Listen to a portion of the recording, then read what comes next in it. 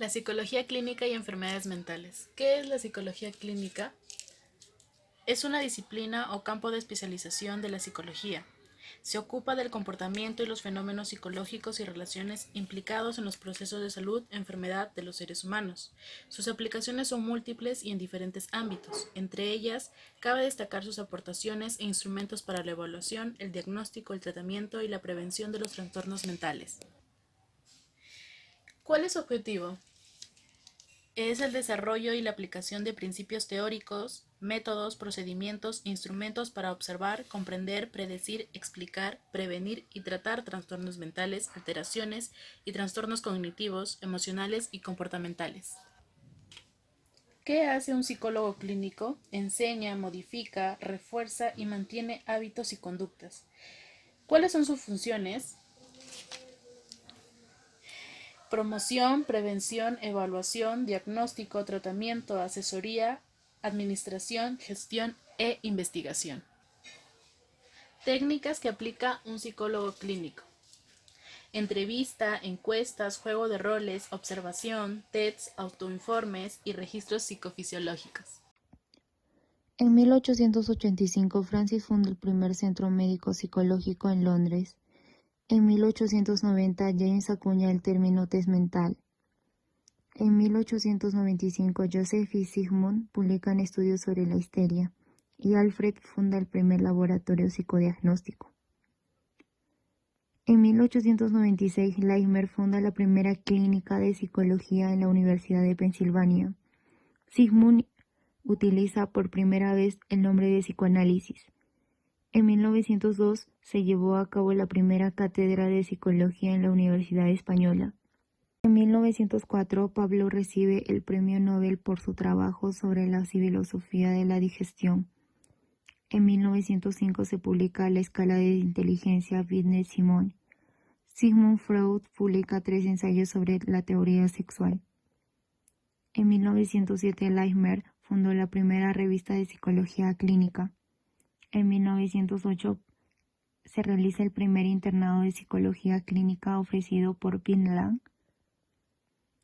1916 se publica el test de inteligencia. En 1918 se acuña el término medicina psicosomática. En 1931 la sección clínica de la APA nombra un comité para la fijación de los criterios de formación clínica. En 1939 se publica el test de inteligencia Wechsler. En 1946 la OMS define la salud como un estado completo de bienestar físico, mental y social. En 1948 creación del Departamento de Psicología Experimental dentro del CS16. En 1952 publicación de Hans sobre la eficacia de la psicoterapia y la publicación del DSM-1 por la American Association. En 1953 publicación de Ciencia y Conducta Humana de Skinner, creación de la Escuela de Psicología y Psicotecnia en la Universidad de Madrid. En 1967, AT publica un modelo psicológico de la depresión. En 1968, publicación del DSM-2. En 1974, fundación de la revista Análisis y Modificación de Conducta. En 1978 se crea la División 38 del APA dedicada a Health Psychology. Se crea la primera facultad de psicología en la Universidad Española. En 1980 publicación de DSM-3, fundación del Colegio Oficial de Psicólogos. En 1981 el APA revisa sus principios éticos de los psicólogos. En 1988 formación de la American Psychological Society. Fundación de la revista Psicotema patrocinada por la delegación Norte-COP. En 1989 fundación de la revista de Psicología de la Salud. En 1993 establecimiento de España del sistema de psicólogo interno residente como sistema de información. En 1993 también se fundó la revista de Psicología Conductual por la Asociación Española. En 1994 publicación del DMS-4. Y finalmente, en 1995, creación de la Comisión Promotora de la Especialidad de Psicología Clínica. El lóbulo frontal es una de las partes del cerebro más estudiadas y más interesantes desde el punto de vista de la psicología, la neurología y las neurociencias en general. No solo es conocido por el hecho de ser el lóbulo más grande en el encéfalo humano, sino también por las importantísimas funciones y capacidades cuya existencia debemos a esta estructura. Las funciones que desempeña este lóbulo son diversas y dependen del área concreta de este, encontrándose involucrados tanto en el sistema de control de movimientos como en las funciones mentales de alto nivel o en el control de la conducta y emociones. En este lóbulo podemos encontrar enfermedades de tipo neurodegenerativas, vasculares, psiquiátricas, infecciosas, entre otros. Trastornos y enfermedades mentales. En este sector podemos encontrar lo que es la depresión. Es una enfermedad grave y común que nos afecta física y mentalmente en nuestro modo de sentir y de pensar. La depresión nos puede provocar deseos de alejarnos de nuestros seres queridos y de nuestras actividades más frecuentes y así afectarnos en nuestra vida diaria.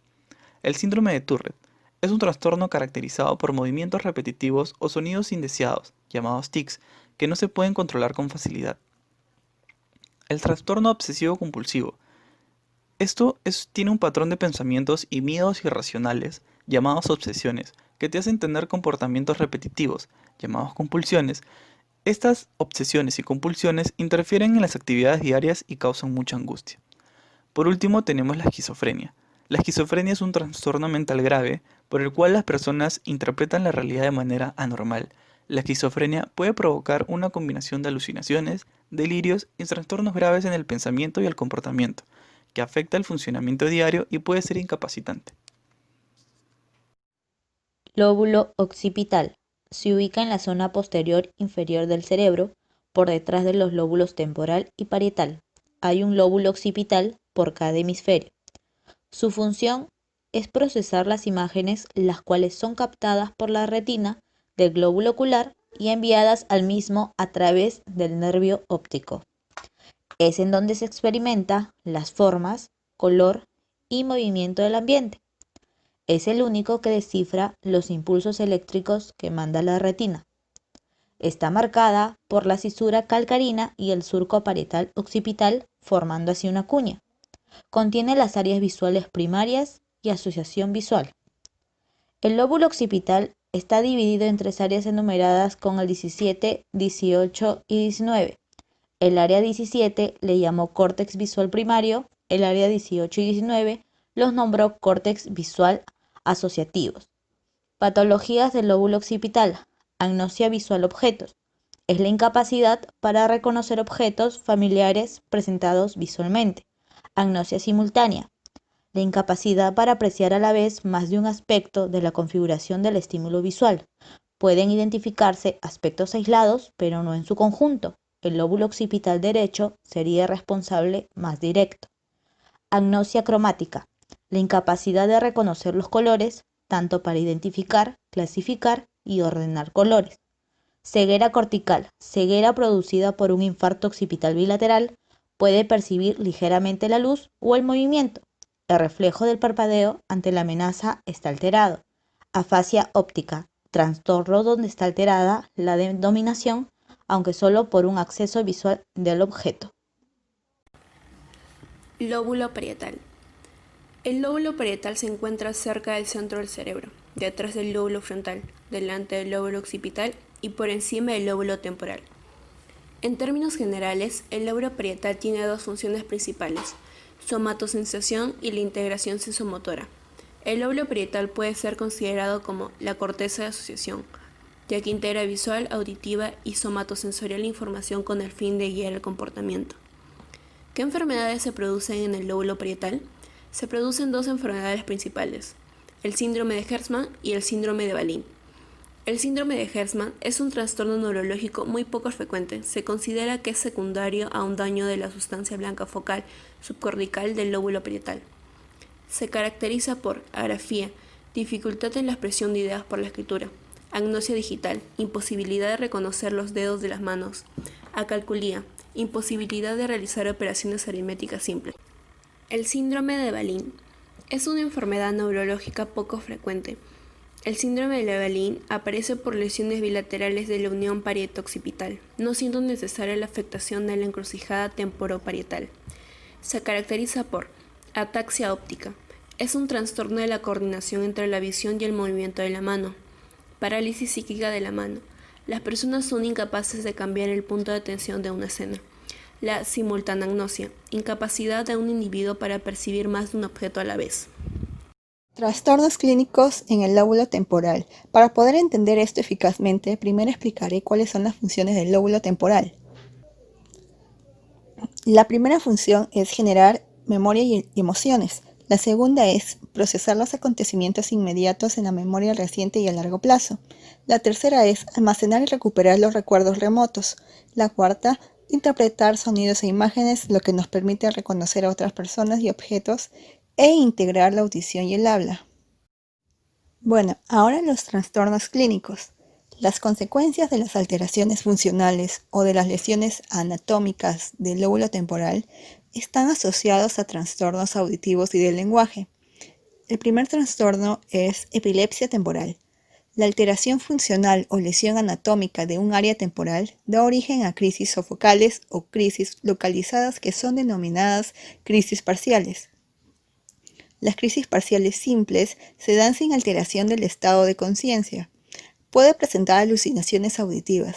Las crisis complejas causan alteración del nivel de conciencia. En adultos tiene su origen en el lóbulo temporal en el 60% de los casos. Déficit cognitivo. Los síntomas deficitarios de los síndromes focales están basados en lesiones de áreas que están conectadas mediante fascículos de sustancia blanca. Los síndromes deficitarios focales del lóbulo temporal provocan alteraciones del lenguaje denominados afasia, amusia y agnosia. En la parte del lóbulo temporal izquierdo controla la comprensión del lenguaje. Si esta parte está dañada, la memoria verbal suele estar considerablemente alterada, así como la habilidad para entender el lenguaje, lo que se llama afasia de Wernicke. Si ciertas áreas del lóbulo temporal derecho están dañadas, se ve afectada la memoria para los sonidos y la música. En consecuencia, las personas pueden tener problemas para cantar.